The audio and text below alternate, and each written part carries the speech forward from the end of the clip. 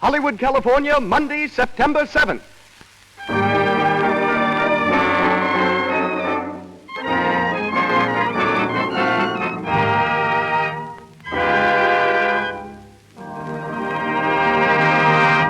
The Lux Radio Theater presents James Cagney in his Zat So with Robert Armstrong and Boots Mallory.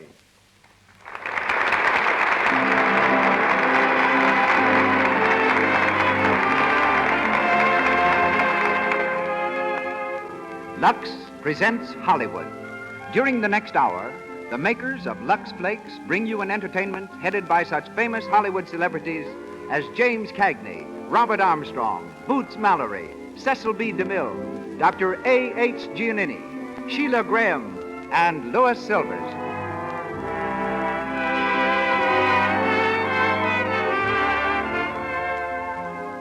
In the motion picture studios are found the greatest collection of costumes in the world, and we know of no higher recommendation for Lux Flakes than the fact that all the leading Hollywood studios protect these wardrobes by washing them in Lux. Order some tomorrow. You will find that stockings and all clothes that are washable last longer and look newer when cared for with these pure, gentle flakes. There's no harmful alkali, no cake soap rubbing, with inexpensive, wonderfully effective Lux Flakes. And now, our producer, ladies and gentlemen, Mr. Cecil B. DeMille.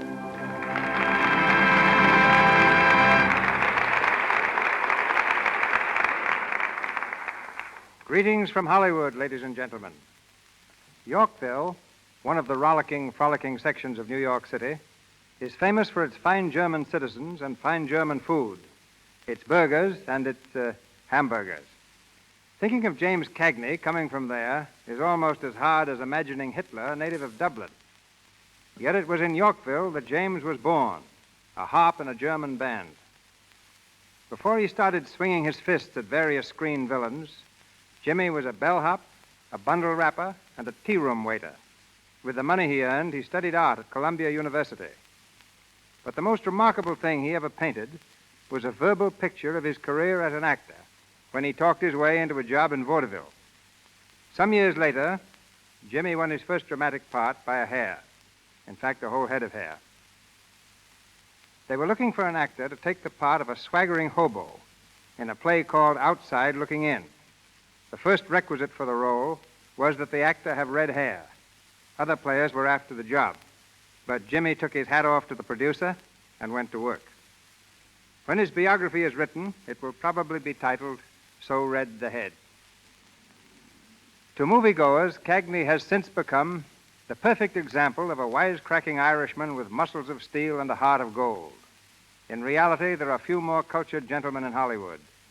His tastes run to music, especially the piano, and art.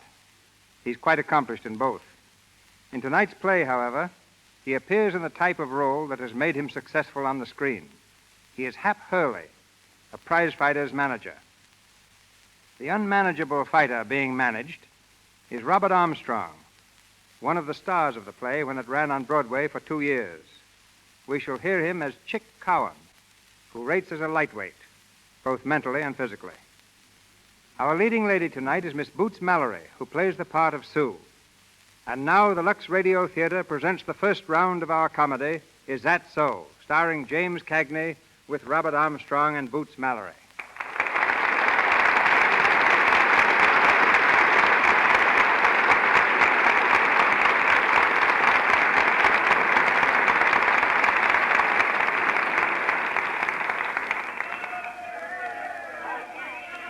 We're in the dimly lighted dressing room of the Bronxdale Fight Club in New York City, where we find Hap Hurley and his fighter, Eddie Chick Cowan, the pride of Brooklyn. Chick, ready for the next bout, has just had his hands bandaged, but there's a dreamy look in his eyes, which seems to cause Hap a great deal of concern. Hap paces the floor nervously, offering last-minute advice. Now, Chick, listen, just remember one thing, will you? Keep your mind on the fight. Don't think of nothing else. Just think about the fight. What? The fight, remember? You're fighting tonight. Hey, Hap, you think she'll be there? Oh, about crying out loud. Will you forget James for a minute? I'm talking to you about a fight. Now, this is important. If we don't win, We don't eat. Gee, Hap, she's got such pretty eyes. Oh, now, look, Chick, I'm going to tell you just once more. Every nickel we got, our whole end of the price, everything's riding on that busted schnozzle of yours. Now, will you please, for my sake, for your mother's sake, will you please forget that dame for a while? Boy, has she got pretty teeth. Just like corn on a cob, no kidding. I wish you'd have broken a leg before you went to that Brooklyn yesterday. I wish you was born a hermit. Okay, you guys, you're on next. Okay, we're coming right up. Now, come on, Chick, now look. Just like I was telling you. This guy's a sucker for a straight left, see? I wish I knew where she was sitting. I'd like to wave to her. I bet she'd like that. Oh, all right. Don't listen to me. Go ahead and get your head punched off. And then see how much that dame will think of you. Oh, is that so? Yes, that's so. And fight the one. Now, listen, you get this. Come here.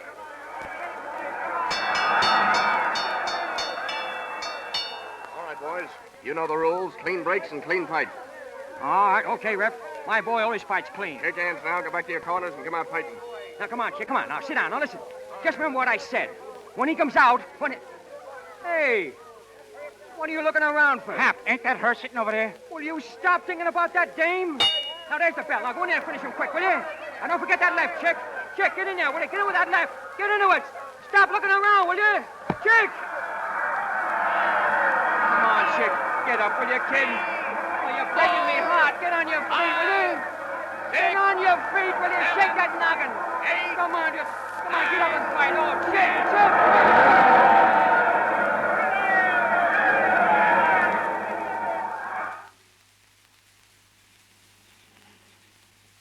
All right, come on, Chick, get off the grass. Huh? The grass, get off it. What for? You drag me out to the park and then I can't even sit on the grass. It's wet, you dummy. You want to catch your death of cold? Sit on a bench or I'll poke you one. Is that so? Yes, that's so. Since when was you me, old man? Okay, stay on the grass. Crawl under it if you want to. I should grieve over a rosin bum like you. Bum? Oh, yeah. Yo hide me bum. I'm done with you. You and your James. You mean I'm done with a fighting game? I mean you better go back to the Navy and leave box fighting and them as can stand it. You a fighter. Gee. That's a hot one. You a fighter. Oh, Hap. Listen, now get your setup. A guy that couldn't punch a hole through a lace curtain, and what happens? I bet the whole roll on you, the works. And you deliberately get yourself knocked out. Throw the fight in your manager, too, deliberate. Oh, gee. I told you, Hap. I could have swore I saw that dame I met in Brooklyn. Oh, dames. Always looking for dames. Where is she now? No Joe, no dame. They're all alike. Oh, Hap. I'm sorry about that go tonight. Honest I am, Hap. No kidding, Hap. I swear I'll never look at another dame again, so help me. I wouldn't care if you started to hear him. We're washed up, see? Oh, good evening, boys. Hey, mister, you dropped your watch. Oh, that's all right. It's perfectly all right. I meant to drop it. I was going to come back in the morning and get it. Say, you want to fight? Sure, we want to fight. I'm this boy's manager, and he fights anybody, see? All right. Tell him to take off his coat. What? What? Come on and fight, you coward. Hey, take it easy. Hey, you know who this is? I don't care who he is. I'm going to knock his block off. And then I'm going home and do the same thing to my sister's fiancé. Oh, now listen, chump. This is Eddie Chick Cowan of Brooklyn. I don't care if he's an admiral in full uniform. Come on, Mr. Chicken Who's I'm going to knock your head off. Oh, now listen, mister. Look, you wouldn't want to take advantage of a poor sick man, would you? Sick? Who's sick, Hap? Who's sick? You are, you sap, you are. Shut up. Yeah, poor Chick as sick as anything. He had kind of a bad fall a night. Oh, is that so? Are you really sick? Yeah. I ain't feeling very good today. Well, now, that's too bad. Look, someday when you're feeling yourself again, you come around and I'll knock your head off. Is that all right? Sure, that's fine. Is that so? Who said it was fine? Listen, mister, he'll get his head knocked off when and where I tell him that. I'm his manager, see? Oh, you are you? Yeah. Well, now, let me tell you, Mr. Hurley, Hap Hurley. Quite so, Mr. Hurley. And this young man is... Eddie Chick Cowan of Brooklyn. Eddie Chick Cowan? Yeah. It seems to me that I've heard that name somewhere. Yeah, Hap just told it to you. Oh, yes. Yes, that's where I heard it. I knew I'd... Oh, I beg your pardon, gentlemen. My name is... my card. Oh, thanks. Mr. C. Clinton Blackburn. This is Mr. Blackburn, Chick. Pleased to meet you, Mr. Blackburn. You know, if my head would stop going around for a minute, I could think. Didn't I see you whip young Tierney last month? Oh, And what a lacing he gave that bum. And when I think of what he did tonight, oh, that makes it even worse. Something go wrong? Yeah. He turned around and looked for a dame. Lay off, will you? Look, Hap, I'm awful hungry. How's for getting a couple of hamburgers, huh? Yeah. How about some nice breasted chicken under glass? No, I think I'll get a nice sirloin steak. And what do you think you're going to use for money, slug? Pardon me, but do you boys mean that you're broke? Broke? Listen, mister. Tomorrow we start borrowing from the church mice. Get it? Oh, that's terrible. No, I tell you what. You boys come home with me, and we'll get something to eat. What do you say? Oh, that's awful nice of you, but... No, not a word. We take a taxi. I live way over that way. In Brooklyn? No. Park Avenue isn't in Brooklyn. Swell, huh? I'll get a taxi. Taxi! Gee, Hap, do you suppose it's all right? I think this guy is nuts. It's aces, you sap. Didn't I tell you if you're stuck with me, you'll be living on Park Avenue?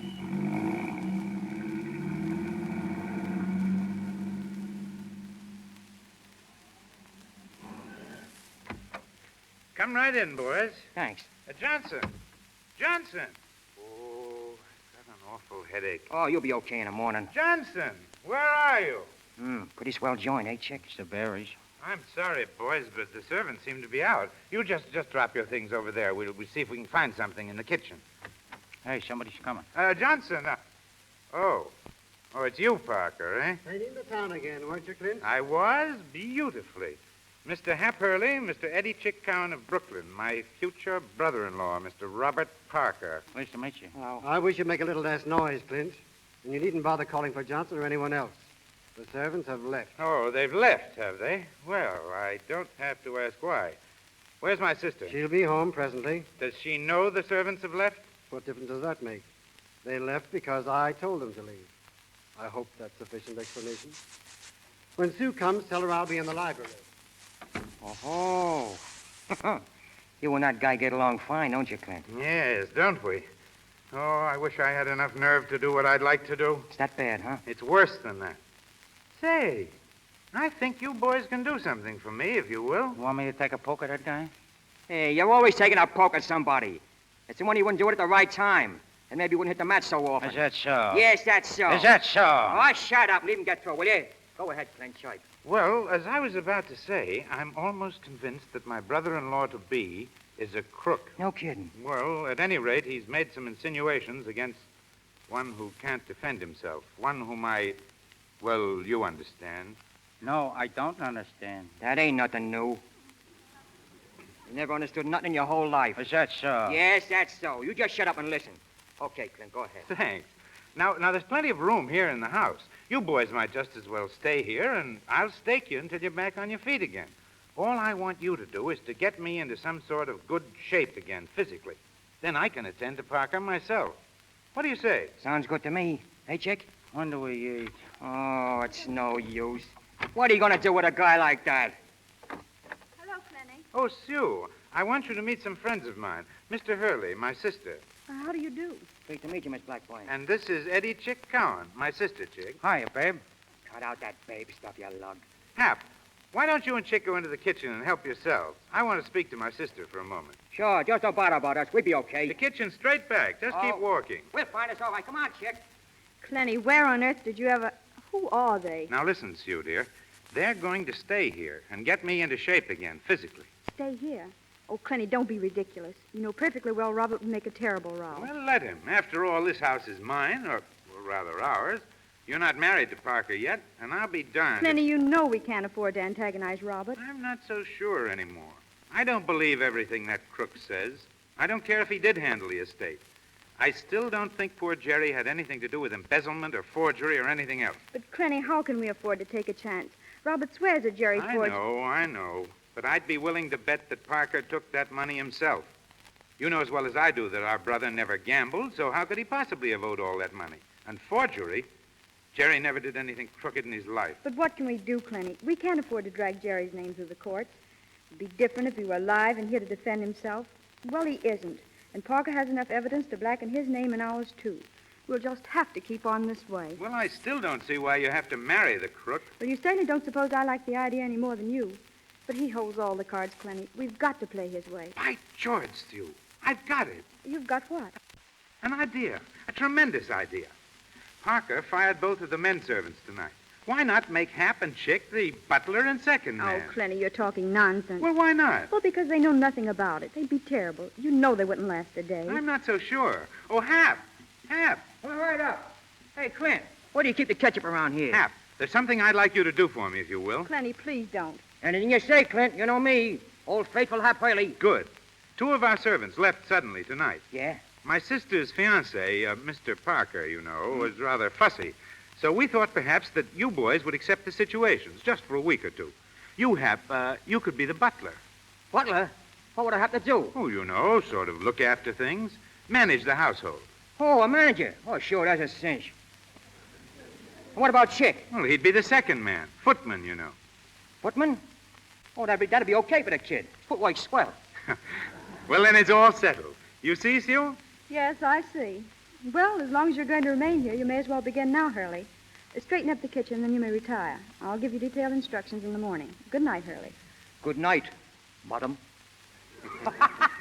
Boy, was that good or was that good? That was fine. Good night, Clenny. Good night, Sue. Now, in the morning, Look what I Hap. found. Turkey legs. Don't drag him in here, you lug. Ah, shut up, will you? I'm starved. Hey, Clint, who's that guy in the big picture in the hall? The one with all the braid all over him. That's my older brother, Jerry. He was killed in a plane crash several years ago. Say, didn't he used to be in the Navy? Yes, he was in the Navy when he I died. thought I knew that guy. I served on his ship once. Swell fellow. Yes, he was, wasn't he? Yeah. Well, I guess I'll grab off a hunk of that cake out there. Hey, come back here, you. What's the matter? Take your mind off your stomach and get to work. You got a new job. Oh, yeah? Yeah.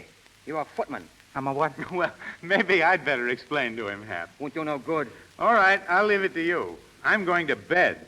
You'll find your quarters right off the kitchen, boys. Oh, will you need anything tonight? Well, how about the loan of a toothbrush? Shut up, will you? We'll be fine, Clint. Don't you worry about us. We see you in the morning. Right you are. Good night, boys. Good night, Clint. Good night. Oh, great guy, ain't he? Yeah. The dame's okay, too. Now, listen, Mug. I'm telling you for the last time. Can that dame stuff. She's a lady, see? Okay, I ain't say nothing. You know, Chick, the only thing I don't like around here is that guy Parker. Yeah, me too. Say, Chick, don't you remember that guy from someplace? Sure, he's the dame's fiancé. Yeah, I know, but what else? What else? Let me see. Seems to me I met that guy someplace before. You met him when we come in. Yeah, but before. I mean before. Oh, before, yeah. Seems to me I seen him before, too. Hey, you seen Heat to live in Brooklyn? Oh, you and your Brooklyn. Brooklyn and James. Brooklyn and James. That's all you can think about. That's so. Yes, that's so. Is that so? Yeah, that's so. Is that so? Ah, dry up.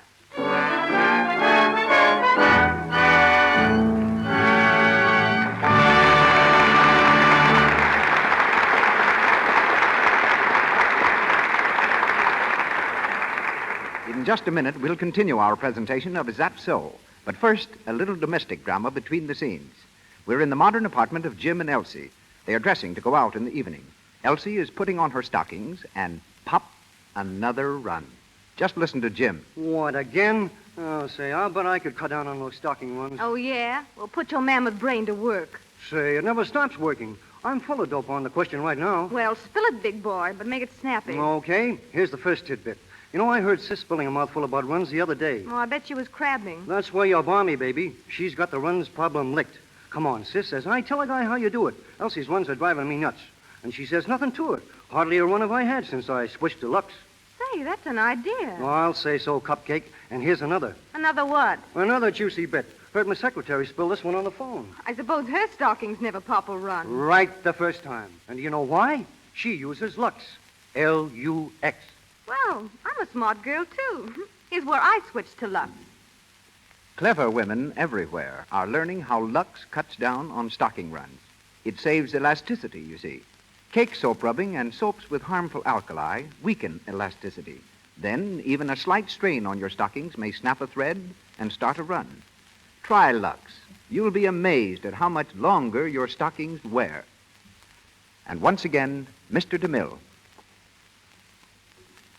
We present the second round of our comedy, Is That So?, starring Jimmy Cagney as Hap Hurley and featuring Robert Armstrong and Boots Mallory. It's 1 week later, and all is not well. Despite the fact that they've tried their best, Hap and Chick don't seem to be cut out for domestic service. We find them preparing a buffet breakfast for Sue and her fiancé, Robert Parker. Hap and Chick are standing at the buffet, clumsily juggling the hot plates as Parker glares at them from the table. Hurley, will you please hurry that breakfast? Yeah, sure. Coming right up.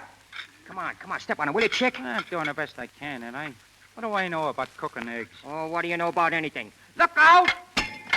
Alan, what was that? I think I dropped the plate. Pick it up, you dope. Pick it up. What for? It's all busted Oh, anyhow. I ought to slug you. Give me that ham. If it's for Parker, season it with cyanide. Here's your breakfast, Miss Sue. Thank you, Hurley. Hey, Hap, I forget. Does that Parker guy get 2 3-minute eggs or 3 2-minute eggs? Cowan, will you please remember to place a mister before my name when you speak of me? Keep your shirt on. You ought to feel lucky I talk about you at all. Go on, Chick. Fix the eggs. Oh, wait a second, helpless. I'll show you. I've never heard of such impertinence, Sue. I don't see how you tolerate such servants. Oh, they're making such a change in Clenny. I think we can put up with them for a week or two. Here's your eggs, Mr. Parker. Must you do that? Oh, stop beefing, will you? If you don't like the way things are done around here, why don't you do it yourself? I'm sorry, Sue, but I refuse to tolerate such treatment. When you've taught your servants more respect, I shall return for my breakfast. Good morning. Hurley, I'm afraid I must insist that you be more careful of the manner in which you treat my guests. And after all, Mr. Parker is my guest. Yeah, but from what Clint tells me, that guy ain't exactly welcome around here. Please, Hurley, some fresh toast. Okay, I get it. Some more toast, Chick. Gee, Hap, I can't wake that toaster. No kidding, I burned myself 3 times yesterday trying to wake it. Why can't they eat bread plain around here all the time? More toast, more toast, more toast. Okay, useless. Go on up to the gym and tell Clint he can come down for breakfast. I'll make the toast myself. Go on! I don't get no consideration around here at all. Always do this, do that. I'm getting sick of it. Say, Miss Sue, can I speak to you a minute? Why, yes, Hurley. Yeah, that's one of the things that's been bothering me. That there Hurley business. I don't understand. I mean, you've been teaching me all that etiquette stuff and how to talk and say the right thing and all that, but I just been wondering, is it etiquette for a lady, to call a guy, a man, by his last name? To me, it just don't seem right. You mean it doesn't seem right, Hap? Yeah, it doesn't seem right. Sounds sort of cockeyed. Well, it's the custom, Hurley, to call servants by their last names. Yeah, but gee whiz, I ain't no servant, you know that. I'm a fight manager, and a good one. I'm only doing this to help Clint out. And you, too. I'll bet I couldn't have stuck it out this long if I hadn't been so keen about you. And Clint. We really appreciate it, Hurley, and I'm sure that... Oh, there you go with that Hurley stuff again. Can't you just call me Hap? Well, suppose we compromise. What's your Christian name? I'll call you by that. I'm sure Hap isn't what you were christened. Nah, that's only short for happy. Well, I'll tell you what I'll do. I'll tell you my right name, and I'll make you a promise. My right name is Alfred, and my middle name is Bertram. And the promise is I'll sock anybody in the nose that calls me Bertram. All right, suppose we settle on Alfred. That's the idea. And I'll call you Sue. Oh, I'm afraid that wouldn't be, well, quite the thing to do. After all, someone might hear you. All right, then. Susan, how's that? Well, Miss Susan would be better. Huh? Well, after all, you are supposed to be the butler here. Oh, that's only a gag. I know, but as long as you're here, you'll have to act like a butler. Okay. I'll call you Miss Blackburn or Miss Susan or anything you want. But I'm going to think of you as just plain Sue.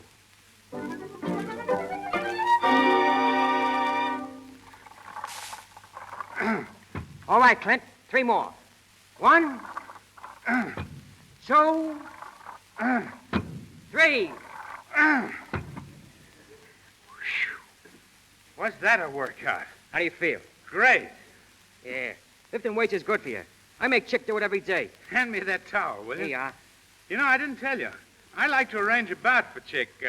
That is, if it's okay with you. A fight? Where? Right here in the house. Oh, I get it. You want him to bounce that Parker guy around, huh? No, I'll be able to bounce him around myself soon. No, I'd like to arrange a regular bout for you for a week from Wednesday against a regular fighter. Who is he? Ever hear of Johnny Duffy? Duffy? Yeah, I know him. Well, he's driving a car for Major Fitzstanley, a friend of mine. We got to talking. We thought it might be fun to have a bout right here at the house. Chick versus Duffy. At the house? Yes, we could ring up a ring out in the garden and have some friends over. I thought it would be good training for Chick. Yeah, it'd be kind of a workout for him. But a palooka like Johnny Duffy ain't no match for my boy. I'll have to tell him to take it easy. Chick's coming around all right, eh? Coming around. Right now, he could lick 9 gorillas. Well, of course, this is just sort of a friendly match with Duffy. But, Hap, do you think we could trust Chick with a real bout? What do you mean? Can we trust him? Say, I seen a guy offer him $2,000 to throw one of the Navy championship fights, and Chick nearly threw him off the boat. That isn't what I mean, Hap. I don't doubt his honesty. I'm talking about women. Is he likely to repeat that last fiasco? Oh, I don't know, Clint, but I'm pretty sure if we got a real important battle, he'd keep his mind on it. You really think he's ready to go? Oh, I'd just drop a hat. All right. Hand me that phone. What are you going to do? I'll show you. Do you know Pat Kelly? Yeah, sure. He manages Soccer Goodman, light heavyweight champ. Yeah, I know he does. That's why I'm calling him. Hello. Mr. Kelly, please. This is Mr. Blackburn. Just tell him Clint Blackburn. He'll know. Hey, you mean to say you're going to... Hey, Chick! Hey! Chick, come up here! Hello, Pat. How are you? Well, that's fine. Say, Pat, do you know Eddie Chick Cowan? Well, I've acquired an interest in the boy. How about doing business? No. I mean for a bout with soccer, of course, for the championship. Oh, you do, huh? Well, how much? Wait just a second, Pat. Say, Hap. Yeah? Is it the usual thing for a champion to demand a guarantee before agreeing to fight for his title? Yeah, that's right. Cash on the line. Oh, I see. All right, Pat. It's a deal. I'll be down with Hap Hurley tomorrow, and we can discuss the thing in detail. You call me Hap? Shut up a minute, shut up. About 4? Right. See you then, Pat. Well, Hap, it's in. Yeah. You hear that, Chick? We fight the champ. No kidding. We sign the papers tomorrow and post a guarantee of $10,000 for Goodman's end of the purse. 10 grand? Of course. Why not? Yeah, but 10 grand, that's a lot of dough. Well, I've seen Chick work out, and I think he's worth the gamble. You see that, Chick?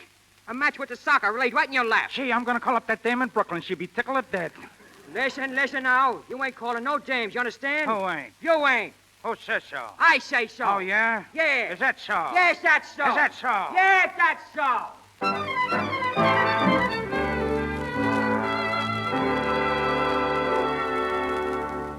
Well, Hap, did you get the ring fixed up? Yeah. It's all set and ready for the slaughter. Chick'll murder that Duffy guy. Fellow Hap, not guy. All right, but he murder him anyway. You know, I can't get used to that fancy language. I've been doing some heavy wrestling with it, too. Well, you know I don't correct you out of meanness, Hap. It's only that, well, I do want you to improve yourself. Oh, yeah, sure, I know that. Well, after all, you don't want to be a prizefighter's manager all your life, do you? Why not? What's the matter with being a prizefighter's manager? There's no future in it. Future? What, do you think they're ever going to stop fighting? But it's now that you've got to look ahead to what you intend doing. Yeah, that's right. That's something I want to talk to you about. You know, Chick meets the champ in 3 weeks now. Do you think you'll have a chance? A chance? Listen, he'll put the soccer out like a light. And when he does, well, that's what I want to speak to you about. Why, I'm afraid I don't understand. Well, with Chick the champ, that sort of changed things around, you know what I mean? I'll be in a big dough, and as soon as I get this English gag licked, why, I'll be a couple of different guys, see? Now, what I mean is, you see, I'm no good at this sort of thing. What on earth are you driving at? Well, look, here's how it goes. Win, lose, or draw. We're quitting tonight, me and Chick, right after the Duffy scrap. Quitting? But why? Well, we got some heavy training to do, and we can't do it wrestling coffee pots. Now, with me out of here, that means I ain't a servant. And when I ain't a servant, that's a horse in a different garage, see? When I'm a sock peddler's pilot and I'm in a dough, well, then, how about it? Do you realize, Hap, that you haven't said one thing yet that makes any sense? Yeah, I guess not. Well, it's only this, Miss Sue. All my life I've been hating women. I've been steering Chick away from them. I've been giving them the cold shoulder myself. Oh, they was bad medicine. Anyway, that's what I thought. But I was wrong, see? I was 100% wrong. Well, here we go. I'm crazy about you, Miss Sue. Why, Hap? Oh, I've been crazy about you since the first time I laid my eyes on you. I know I ain't good enough for you, I know that, but then nobody is. Nobody or nothing. Why, I hardly know what to say. Well, I'll do anything for you, Miss Sue. I'd even stop picking on Chick. Oh, I ain't no good at telling things like this. There's a lot of guys got more brains than I got, and more dough, and better looks and all that. But there ain't nobody in the world could think more of you than I do. I'm terribly sorry you feel that way, Hap. Why? Ain't there no chance for me? Well, how can there be? Why, we live in different worlds. It's just impossible, Hap. Well, why is it impossible? What makes it impossible? Oh, hundreds of things. Family, position. Family? Huh. What's the matter with my family? I got one of the nicest families you ever seen. I'm Irish, see? Straight through I'm Irish. And I got the blood of kings in me. Back in Ireland, my family was the tops. From way back. And all we ain't got now is money. You make it so terribly difficult, Hap. Is that all you got to say? Make it difficult? What can I say? Okay. I get it. Oh, I don't know where I ever got the idea I stood a chance with a gal like you anyway. Must have been off me nut. Oh, please don't feel that way about it, Hap. I like you. I like you a lot. Really, I do. It's just that, well, sure, I know. Well, don't let it worry you. We'll just forget the whole business. Hap, come back. Oh, skip it, Sue. Hap, skip listen. It, skip it.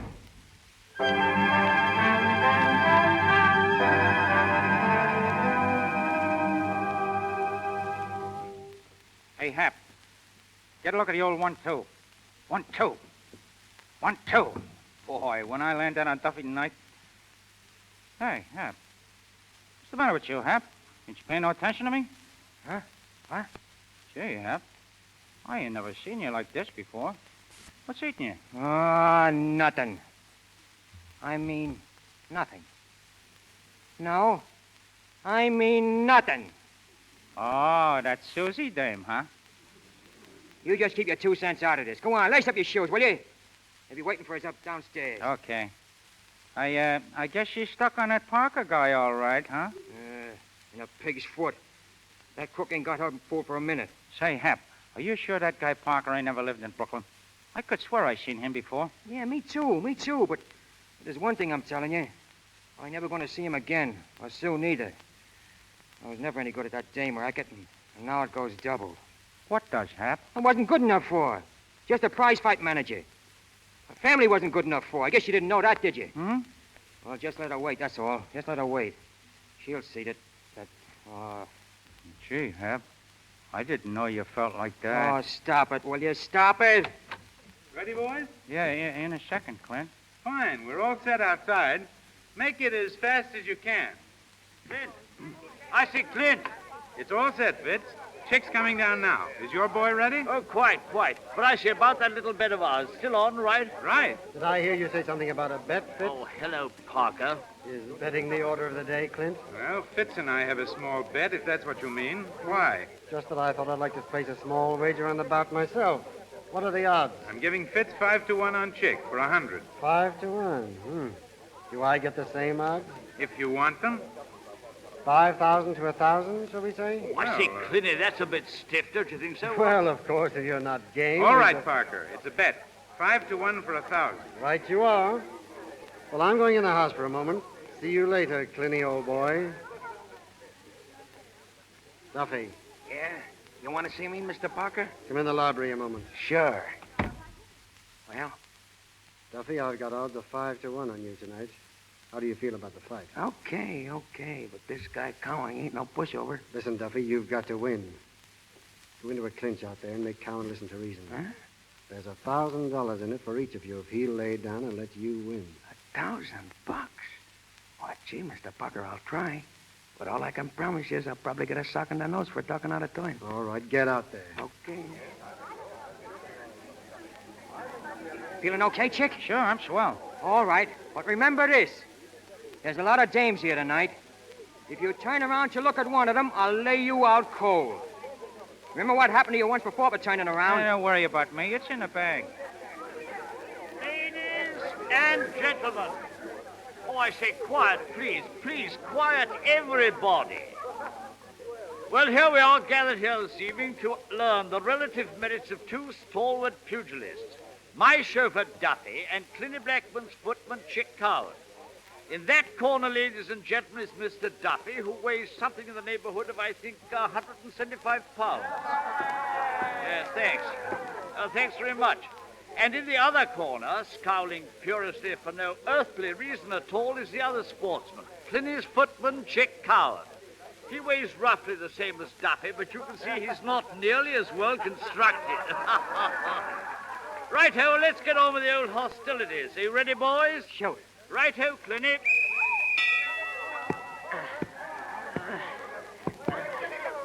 Say, Chick. Lay off the chatter and fight, Duffy. Now, listen. Listen a second, will you, Chick? Let me clinch a second, will you? Listen, I ain't gonna do no carrying, see? You're going out just as quick as I can put you out. Now, wait a minute, wise guy, will you? There's a grand in it, boy, if you let me win a decision, see? Oh, there is, huh? Hey, listen, Chick, you don't have to get sore about it, see? Oh, I don't, huh? Listen, I was only doing what Parker told me to do, see? Oh, Parker told you to tell me that, huh? Yeah, Parker. I got it. I got it. Hey, Hap! Don't turn around, you sap! Oh, this is marvelous. 1, 2, 3, 4, 5, 6, 7, 8, 9, 10, and out! The winner, Duffy! Splendid fella!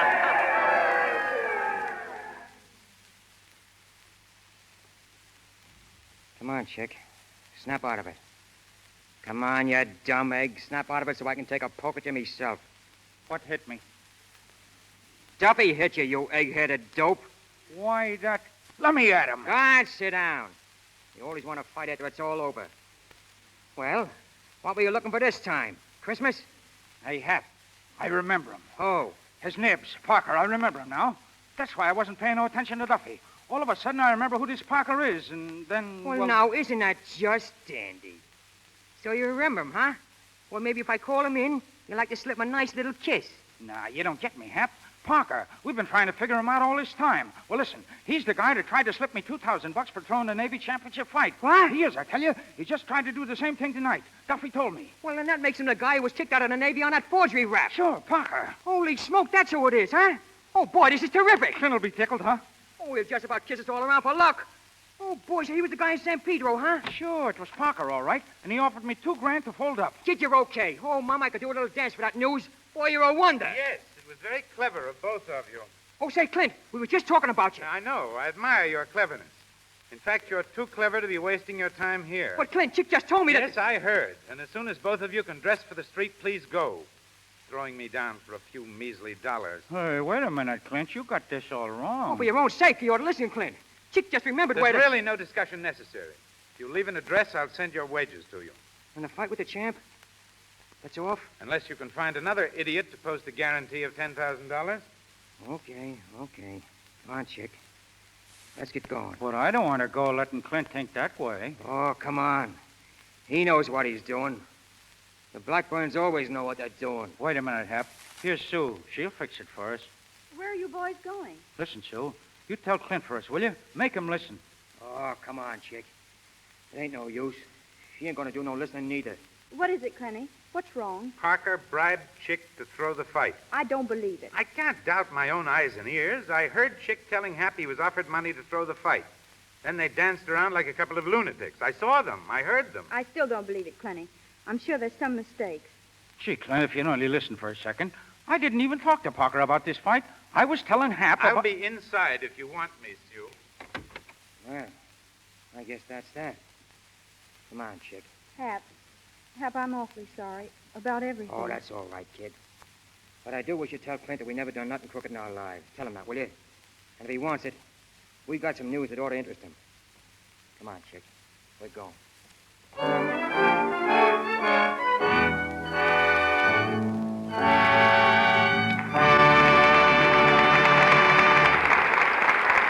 We pause for station identification. This is the Columbia Broadcasting System.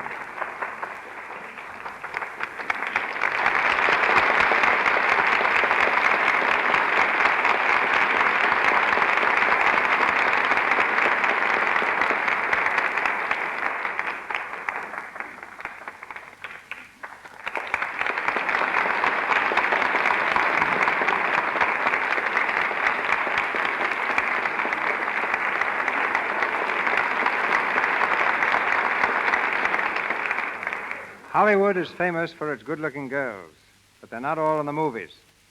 Walter Winchell recently termed tonight's guest the prettiest newspaper woman in America. An English debutante, she was presented at court a few years ago to the King and Queen, but gave up a whirl in society to whirl on the stage. After dancing in the chorus of London musical shows, she became understudy to Jessie Matthews. Then she jumped to fame with a leading part in Noel Coward's play, This Year of Grace. As a dancer, she was noted for her ability to kick. In fact, it was one of her kicks that started her off as a columnist. A newspaper published an article about chorus girls to which she objected, and she's been writing ever since. She came to Hollywood a year ago, and today her gossipy news about picture stars, syndicated by the North American Newspaper Alliance, is read daily by 20 million people in newspapers all over the world. Ladies and gentlemen, Miss Sheila Graham.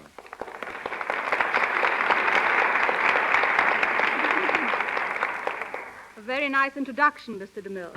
After all, Sheila, you have 20 million readers. What would you like me to speak about? Your job? Nothing about Lux? Oh, luck speaks for itself. I wish more stars spoke for themselves. For example, Jean Arthur, star of your new picture, is extremely shy. She sincerely believes she has nothing of interest to tell a reporter. And silence is golden. But not on the radio. You'd be in a spot if I followed that advice right now. Then let's discuss talking stars. Or shooting stars, like Gary Cooper. I saw him on your set yesterday doing some fancy work with a six-shooter. Incidentally, he's the only star I've seen in Hollywood who's even better looking off the screen than on. Is that so? I've never regretted giving up acting and running my career into a newspaper column. To me, reporting is much more exciting. Still, I can't forget my chorus girl days abroad. In every studio I visit here, I bump into Lux Flakes in the wardrobe department, just as I found it backstage in England. In that respect, they're just as advanced as Hollywood. But that's not new, Sheila. Can't you give us some facts that aren't so well known? All right, here goes. One of the biggest money makers on the screen is the radio star, Bob Burns. But Bob still drives a $25 automobile. He's convinced his success is just a dream and that any minute he's going to wake up. Maybe that noise we've been hearing isn't a bazooka after all. Perhaps it's just his snoring. Perhaps. But the champion sleeper in Hollywood is Ned Sparks. Ned can take a nap any time and any place. Merle Oberon has a most considerate figure. She eats anything and never puts on an excess ounce. Eating is probably Louise Reiner's favorite habit. She loves to visit friends' iceboxes. So does Fred McMurray. Incidentally, Simone, the new French star, also has her weighty problem, but has shed 10 pounds since coming to Hollywood. Paul Muni tells me he's anxious to leave pictures and get back to the stage. Paul, by the way, has a curious habit of lying down on the floor when he's eating or being interviewed. Ronald Colman will do anything to prevent his picture being taken, but is the only male star who doesn't powder his nose for photographic purposes. Your star tonight, James Cagney, just told me that women can take a sock on the nose, in pictures, that is, much better than men. Claudette Colbert is the most superstitious star I know of. She always leaves a building by the same door she entered it, for good luck. Leslie Howard seldom looks at the person to whom he's talking. He prefers to play with his pipe or the heel of his shoe. And as for me, Mr. DeMille, I much prefer to play with a typewriter than a microphone. But before leaving, I'd like to ask one question. And that is? Is it true that the fan mail for this program is sometimes addressed to Cecil B. Deluxe? Is it true that you're going to publish a book of witticisms like that last one, known as Graham Crackers? Ouch. I think I've said enough. Good night. Good night.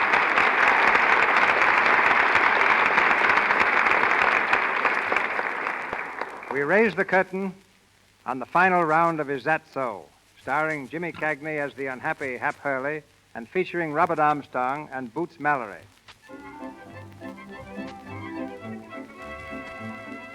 A month has passed, and Chick has won the championship.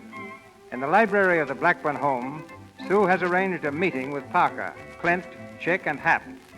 The fighter and his manager have still not arrived, and Parker stirs restlessly in his chair.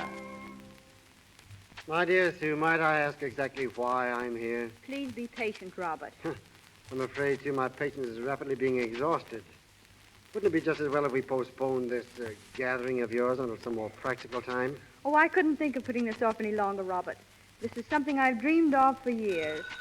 Clenny, will you answer that? I suppose I'll have to. Hi, Clint, old boy, old sock, old pal, old boy. Hiya, Clint. Come in. Oh, thanks. Come on, stupid. Good evening, Hap. Hiya, Sue. Meet the new world's champ. Congratulations, Chick. It was nothing at all. Hiya, Parker, old bean, how's tricks? Just what is the meaning of this, Sue? Sit down, Robert. I'll explain everything. Yeah, sure. Pull up a chair, Parky. Well, Sue? But first, Robert, I'd like to make a public apology. I've made it privately several times. But I think I'll feel a lot better if I make it again here. Oh, now, Sue, listen, you don't have to... Please, Hap, I want to.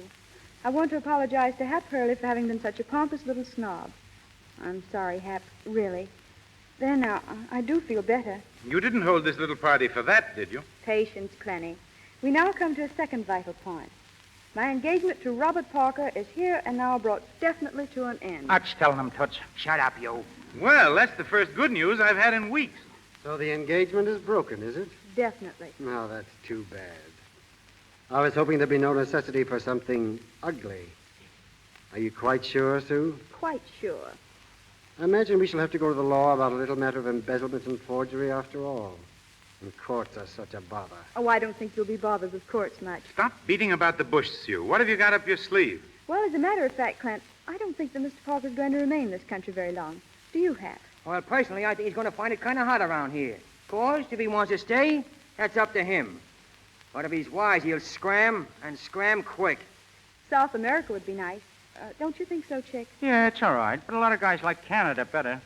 Pardon me, Sue, but aren't you a little premature about my plans? You're forgetting about your brother. He was involved in a little difficulty, as I remember it. I think his memory should be considered. It's being considered, Robert, I assure you. Now comes the third vital point. Robert Parker, it gives me the greatest pleasure possible to inform you that we know you to be a liar and a thief. What? And a double-faced water rat in a bargain. Why, you... Sit down before I slap you to sleep. We got the goods on you, Parker. I took it on myself to do a little investigating for Sue here, and I found out plenty. The way I understand it, you showed Clint and Sue proof that some dough had been lifted out of their estate. Then you showed them notes their brother was supposed to have forged and some records of gambling losses. But you didn't hand over the notes, did you? No. You kept them to hold over their heads. Well, that's called blackmail. Don't be ridiculous. Yes, blackmail. Well, you've known all along that I've hated you, and that Clenny hated you, that you used our love for our brother Jerry just as a means of marrying a portion of the Blackburn money. Well, it didn't work. I'm going to marry Hap Hurley. Huh? Sue, you mean it? Sue, think what you're saying. Well, I have thought. I love Hap, just the way he is. And I wouldn't change him for anything. Oh, gee, Sue, That's too bad. Think of the shock when members of the social register read that Jerry Blackburn... Don't worry. There won't be nothing to read. We've been looking into your past, Parker, and we got you all lined up for a nice room and a bed in a state prison. Really? Yeah, really. You was in the Navy for a while, wasn't you? I in the Navy? Yeah. You were a quartermaster on a Texas, and that's where you met Sue's brother. What rot, Sue. I've never been on a battleship in my life. Oh, yes, you was. But you was using the name of Collins then. This is all preposterous. Really, Sue, I'm not going And you were dishonorably discharged from the Navy after it was found that you had forged the senior officer's name to some important receipts. That's correct, isn't it, Sue? Check. I think you've carried this farce far enough, Sue. I won't argue with you. The whole thing is too silly. But you've made a lot of ridiculous accusations that you can't possibly substantiate. Oh, can't I? Check, when was the first time you saw Mr. Parker? Well, I'm the favorite to win the Navy championship in the light heavy division, see? And this guy Parker, he was a quartermaster on our ship. He comes up to me and offers me $2,000 to take a dive. Wait a minute. Listen, Hap, is that what you and Chick were discussing the night of the fight with Duffy? Yeah, sure, Clint. Sure. That's what we tried to tell you. I was telling Hap that I recognized Parker. That was the reason I turned around. He told Duffy to offer me $1,000, and all of a sudden I put 2 and 2 together, and it spelled Parker. Well, I don't know what to say, boys. I've never been so ashamed in all my life. Oh, forget it. It just took you a little time to get on to things, that's all. But the fight, I've been wondering about that all night. Who provided the guarantee for Soccer Goodman? Well, it was Sue. Sue? You mean you put up $10,000? Yes, and it proved to be a very good investment. I now have a half interest in Chick and a full interest in Hap. Then you and Hap really... Oh, she was only kidding me about that, Clint. You got nothing to worry about. Did I say anything about being worried? And did I say anything about not being serious? Oh, now, wait a minute, Sue. I can take kidding just so long. Now it ain't kidding no more. But, Hap, I meant it. Of course, if you've changed your mind. Oh, gosh, no. I just... Dames, all the time, dames. They ain't no good, says him. Shut your trap, egghead. When I want any help from you, I'll ask you for it. How is that so? Yes, that's so. Is that so? While you boys settle your little difficulties, I'll see to it that Mr. Parker gets safely through the front door. Come, Mr. Parker, you're leaving. Say, Clint, just one poke at him first, huh? Oh, no. No, I'm going to show Mr. Parker out alone. Come, dear Mr. Parker. You all think you've been very clever, don't you? Go on, scram before I take a poke at you. Can you imagine that, Hap? Letting that crook get off like that? Like what? Tommy, did you hear that, Sock? Well, I still wish I could have punched a couple of his teeth out. Listen, you do no more punching around here, you see? Only when I tell you to. I mean, I and Sue. Oh, Hap. Yeah, and you ain't going to be making so many trips to Brooklyn either. You got another fight coming up. Oh, but Hap. No, Chick, no argument. You do just as Hap tells you. Oh, is that so? Yes, that's so. Is that so? Yes, that's so. Is that so? Yes, that's so.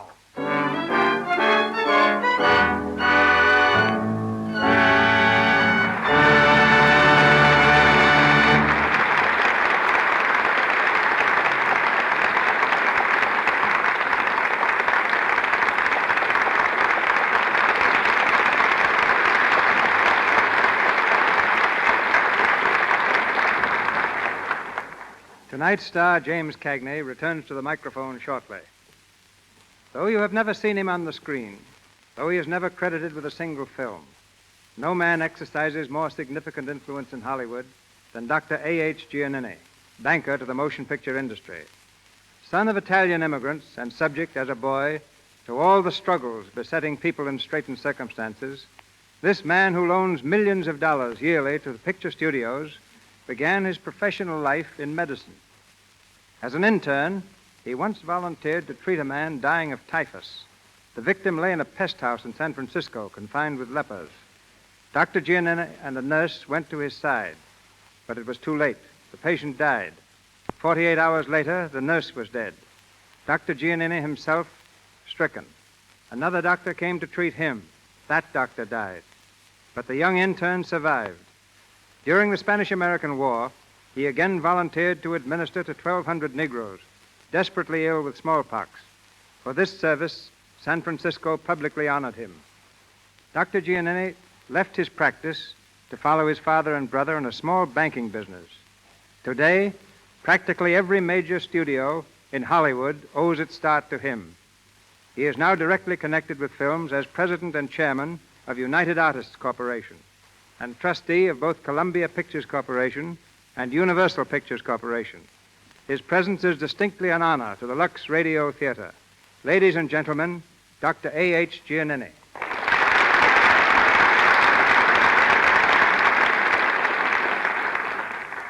Thank you, Mr. DeMille. It's a pleasure to appear in the Lux Radio Theater. The importance of the motion picture industry in the world today is second to none. Lately, there has been a tremendous interest in films abroad, particularly in England. Its significance cannot be underestimated. Foreign nations realize that if a country acquires a permanent monopoly in this field, that nation will eventually dominate the world. In a sense, Europe today is governed by the slogan, "I care not who makes the laws of the nation, if I can make its motion pictures." Well, trade used to follow the flag. You mean now it follows the films? Exactly. Girls in foreign capitals constantly keep their eyes on Hollywood for new ways of dressing their hair and new styles in clothes. More and more American phrases are found in English publications. Our traditions, culture, language, and social values are gradually Americanizing the globe. The end result is that the profit element in pictures abroad has become a secondary consideration. Their prime consideration right now is to maintain their own tradition and history. 25 years ago, Doctor, banks not only refused to loan a penny to motion pictures, but I know of one bank that said they preferred not to have the account of any motion picture company. You ended all that. But what prompted your participation in pictures? First, I realized that the motion picture was the only commodity in the world for which people were willing to pay sight unseen. Any merchandise that can influence people to that extent must, I concluded, be worthwhile. Second, motion pictures have an almost limitless field. They are made to be enjoyed by everyone. Third, they appeal to children. To me, that was and is yet the best assurance for the future of any business. I've seen what children can mean to banking. Many years ago, I started the first school savings system in California, and later in states all over the nation. These accounts, which began with pennies, have since increased into the millions. Yet when I entered the motion picture field, I was not entirely alone. A new bank in Hollywood was beginning to give recognition to movies. Mr. DeMille was its first vice president. Not because I had money, but because I knew pictures. But to you, Doctor, goes the distinction of being the first man who definitely made art a respected security for a loan. On one occasion, I was criticized by bank examiners for putting $500,000 in a company distributing Charlie Chaplin's picture, The Kid, instead of investing that money in gilt-edged securities. Several weeks later, my loan was repaid, but the gilt-edged securities tumbled from $100 a share to $80. In 1929, when the country was plagued by depression, Hollywood again limped to Dr. Giannini. Largely through his help, not a single studio closed its doors throughout those trying times. Production, in fact, actually increased. But tell us, Doctor, how do you determine if a picture studio is a good risk? By applying practically the same principle I used years ago in New York City. At that time, Mrs. Giannini and I often had young guests at our home, schoolgirls and boys. They loved to visit us because I always showed them motion pictures. I had a purpose in doing so.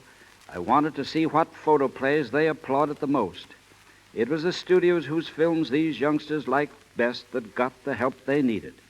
Today, the only difference is that I make my decisions by the applause of the nation. And in so doing, Dr. Giannini has been the financial rock to which motion pictures have cast their anchors in every storm. A rock with anything but a heart of stone. It's been a long time since I've been in medicine, but I haven't forgotten that a doctor must know not only the body, but the man as well.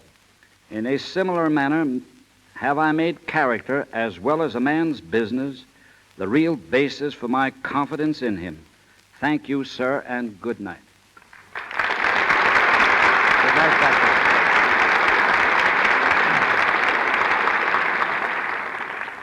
This fall, you will see James Cagney in a new film released by a new studio. The picture is titled Great Guy and is being produced now at Grand National Studio. As Jimmy comes to the microphone, I know you all join me in wishing him and Grand National all the success in the world.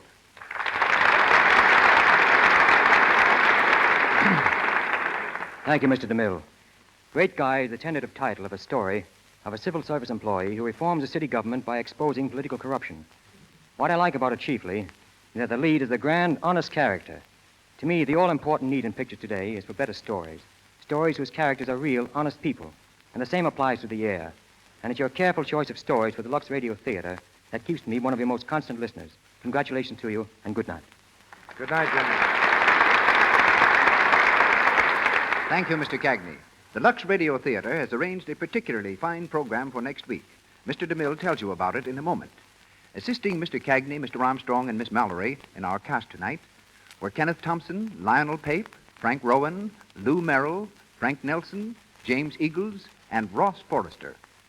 Mr. Cagney appeared tonight through courtesy of Grand National Studios, Mr. DeMille, Paramount, and Mr. Silvers, our musical director, 20th Century Fox. Robert Armstrong will be seen shortly in the new MGM picture, All-American Chump. And here's Mr. DeMille. The talents of one of England's finest dramatists and two of Hollywood's most distinguished performers are combined next week in the Lux Radio Theater when we bring you Sir James Barrie's Quality Street, starring Ruth Chatterton and Brian Aherne. This charming story has been told many times on stages the world over and in motion pictures. The story of a prim little school teacher who waited 10 years for her soldier sweetheart to come back to her.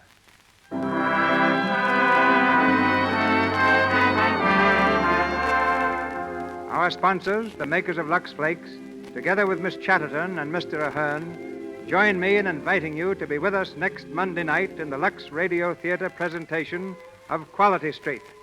This is Cecil B. DeMille saying good night to you from Hollywood. Your announcer has been Melville Ruick. This is the Columbia Broadcasting System.